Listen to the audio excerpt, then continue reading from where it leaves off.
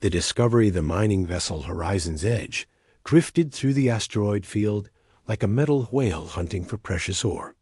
Captain Sarah Chun stood at the observation deck, her weathered hands clasped behind her back as she watched her crew work. 20 years of mining in the outer territories had taught her that space rarely offered surprises anymore. She was wrong. "Captain, we're picking up an unusual signal from Sector 7. Communications Officer Marcus Webb called out, his voice cutting through the steady hum of the ship's systems. "It's not matching any known mineral signatures." Chun moved to his station, her magnetic boots clicking against the metal floor. The display showed a rhythmic pulse, weak but persistent.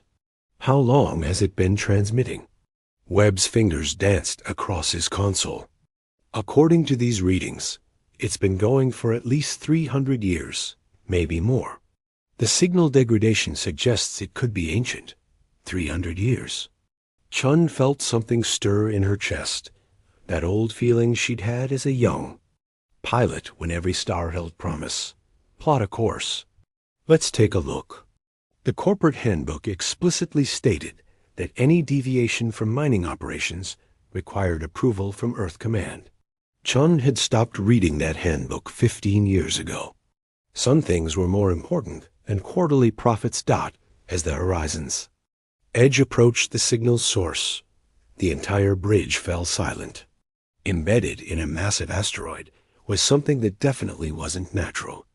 Metal gleamed beneath centuries of space dust, and strange symbols covered what appeared to be a hull. It was a ship, but unlike anything in the human database. "My God," whispered Navigator Li Huang. "It's huge.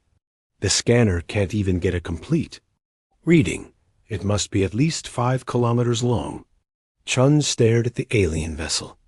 Its design was beautiful in an otherworldly way, with flowing curves that seemed to defy conventional engineering.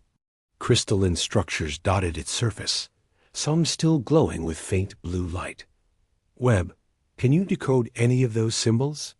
"The ship's eye is working on it, but it's not matching any known alien languages." "Wait, double quotes," his eyes widening. "Captain, the signal isn't a distress beacon. It's a preservation protocol. Something inside that ship is still trying to stay alive." The weight of that statement settled over the bridge. Chun made a decision that would change everything. Prepare a boarding team. "We're going in." Chief Engineer Robert Casey assembled, his best people within minutes. They suited up in the airlock, checking their equipment twice. The corporate manual said to report any alien technology immediately and wait for retrieval teams. Chun handed out cutting torches instead. The entrance they carved revealed corridors that seemed to breathe with faint light.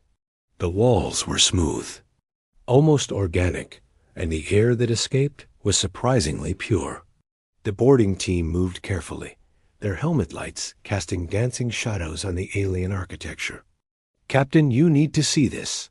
Casey's voice crackled through the com. "We found something extraordinary." Chun suited up and joined them 20 minutes later. What she saw stopped her heart. They stood in a vast chamber, easily the size of a sports stadium. Row upon row of transparent pods lined the walls, reaching up into darkness. Each pod was roughly 2 meters tall, filled with a blue liquid that sparkled like captured starlight. And floating in each pod was a child, not human children. These were beings from dozens of different species, some with scales, others with fur, some with too many limbs, others with not enough. But they were all unmistakably young, their faces peaceful in suspended animation. "How many?" Chun asked, her voice barely a whisper. Casey checked his scanner. "At least 10,000, Captain. Maybe more. The ship's systems are still maintaining life support for all of them." Webb's voice came through the cum from the bridge. "Captain, I've managed to decode parts of the ship's logs. This was a rescue vessel. 300 years ago, there was some kind of catastrophe, a plague that swept through this sector. Multiple species sent their children here to be preserved until a cure could be found. What happened to the crew? Dead. They gave their lives, maintaining the preservation systems as long as they could. The ship's been running on automatic ever since, sending out that signal, waiting for someone to find them. Chun looked at the sleeping children. 10,000 lives hanging by a thread of ancient technology. She knew what had to be done. Casey, can we stabilize their systems? With our equipment? Captain, that's not what we're here for. The company will want us to tag this for their Xenotech division, Chun interrupted. They'll take months to get here, maybe years. These children don't have that long. The power readings are failing. She turned to face her crew. I'm not going to lie to you. If we do this, if we save these children, the company will probably fire us all. We might even face charges for unauthorized use of resources. But if we don't, 10,000 children die on our watch. I can't make this decision for you. Casey was the first to speak. I've got grandkids back on Earth. If they were out here, I'd want someone to help them. One by one, the crew voiced their agreement. The vote was unanimous. They worked for 72 straight hours. The human technology wasn't designed to interface with the alien systems, but Casey's team were miracle workers. They jury-rigged power supplies, rerouted life support, and somehow managed to stabilize the failing preservation pods. It was Webb who made the discovery that changed everything. Captain, the ship's medical bay has the cure. They found it just before the last crew member died, but there was no one left to administer it. Chun stood in that medical bay, looking at the vials of silvery liquid that could save 10,000 lives. The instructions were in multiple alien languages, but the diagrams were clear enough. We wake them up, one at a time, starting with the oldest. They might be able to help us with the others. The first child they revived was from a species humanity had never encountered. She had lavender skin and eyes like black pearls, and when she opened them, she spoke in a musical language that the translator couldn't parse. But when Chun offered her hand, the child took it without hesitation. By the time they'd revived 50 children, word had somehow reached the other species in neighboring systems. Ships began arriving, not warships, but medical vessels, family, transports, and diplomatic cruisers.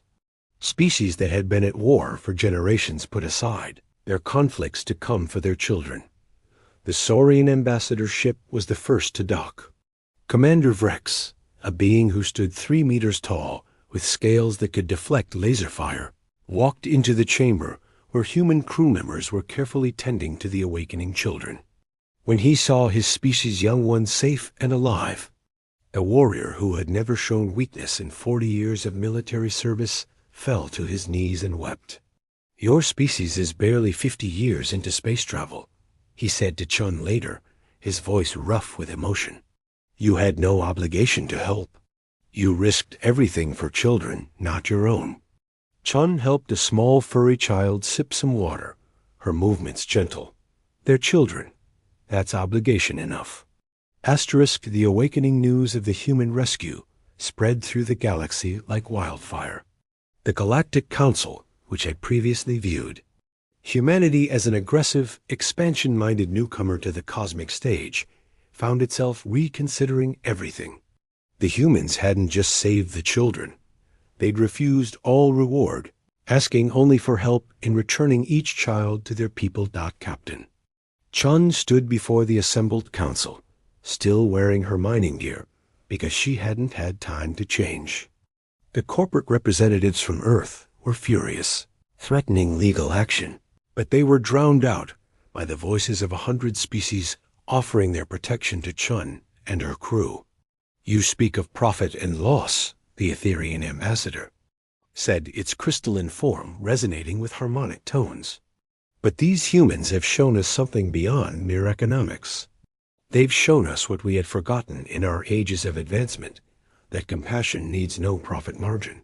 The revival process continued for weeks.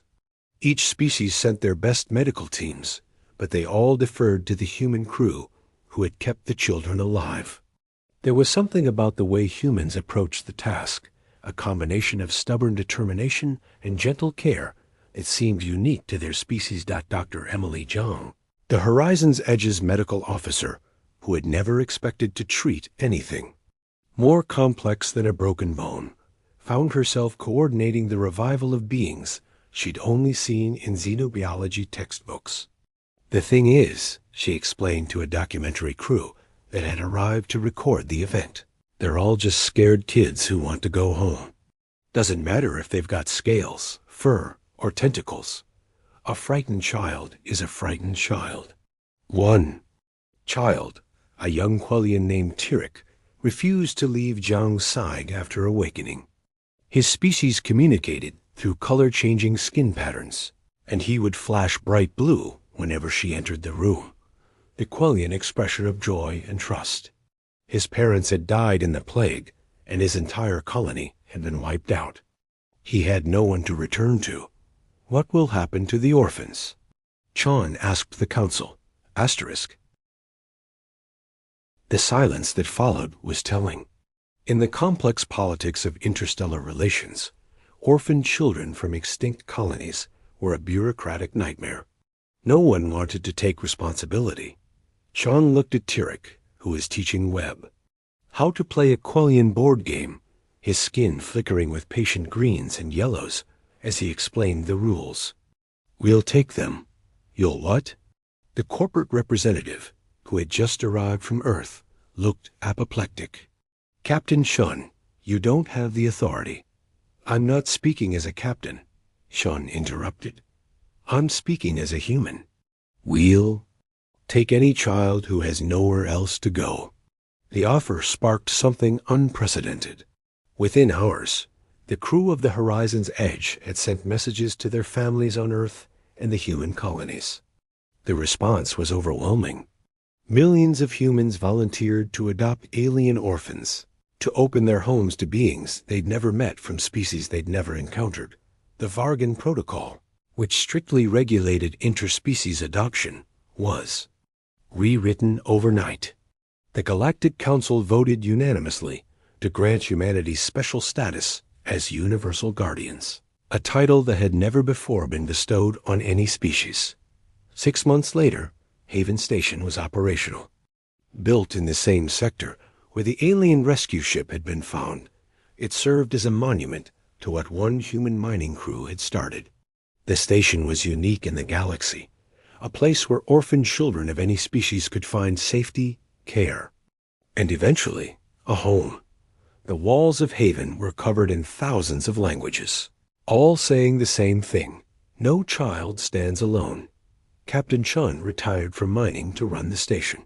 Her crew, once threatened with legal action, were now celebrated. Across human space and beyond, Casey became the station's chief engineer, keeping the complex life support systems running for dozens of different species. Webb handled communications, becoming fluent in 12 alien languages within a year. Zhang ran the medical bay, writing the definitive guide on interspecies pediatric care. But it wasn't just about the rescued children anymore.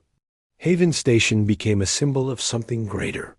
Species that had been enemies for millennia found themselves working side by side to support the station. Trade agreements were signed in its conference rooms.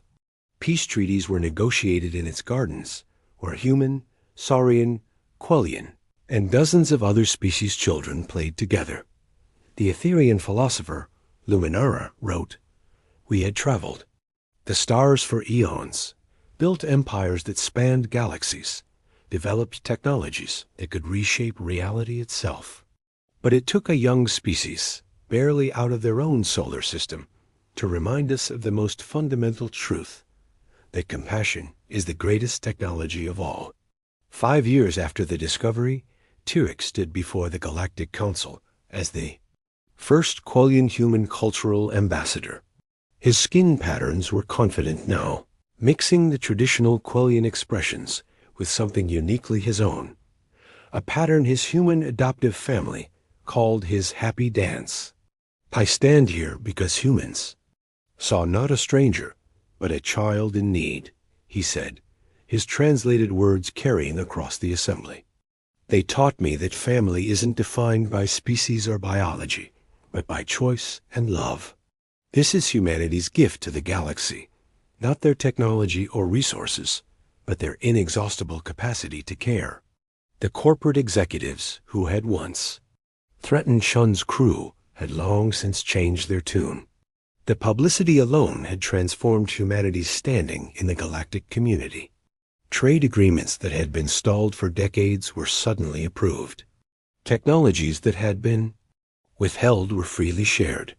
Humanity had earned something that no amount of money could buy: trust. But for Chun, sitting in Haven's observation deck, watching a group of multi-species children play a game that seemed to be part soccer, part anti-gravity ballet, and part interpretive dance, none of that mattered as much as this simple scene. A young human girl was helping a Vargan child who had fallen, while a Saurian boy shared his snack with an Etherian youngling. They didn't see different species. They just saw friends. You know what the funny thing is? Casey said, joining her at the window. The corporate handbook actually had a regulation about all this. Article 247, subsection 3. Chun raised an eyebrow. Oh? Casey grinned. It says, in all circumstances, employees should act in a manner that best represents human values and interests. I'd say we followed that one to the letter. Chun laughed, watching as more ships arrived at the station, bringing supplies, volunteers, and most importantly, families ready to open their homes and hearts. You know what? I think we did. The legacy of the Horizon's Edge crew rippled through history. Textbooks would speak of the economic benefits, the technological exchanges, the political alliances. But those who were there, who saw it happen, knew the truth was simpler. Sometimes the greatest adventures don't come from seeking profit or power. Sometimes they come from doing what's right, even when it costs everything. And sometimes, sometimes, a single act of compassion can change the universe. The children of Haven Station grew up to become ambassadors, scientists, artists, and leaders. They carried with them the lesson learned in those corridors, that in the vast darkness of space, the light of kindness shines brightest of all. And in the quiet moments, when the station's lights dimmed for the night cycle, and thousands of children, of dozens of species, slept peacefully in their beds, Captain Sarah Chun would walk the halls and know that this was humanity's true gift to the stars, not their ambition or their technology, but their stubborn, beautiful insistence that every life matters, that every child deserves a chance. And that sometimes the most important discoveries aren't about what we find out there in the black, but what we find within ourselves when we choose to help. The silent vigil had ended. The age of the Guardians had begun. Asterisk.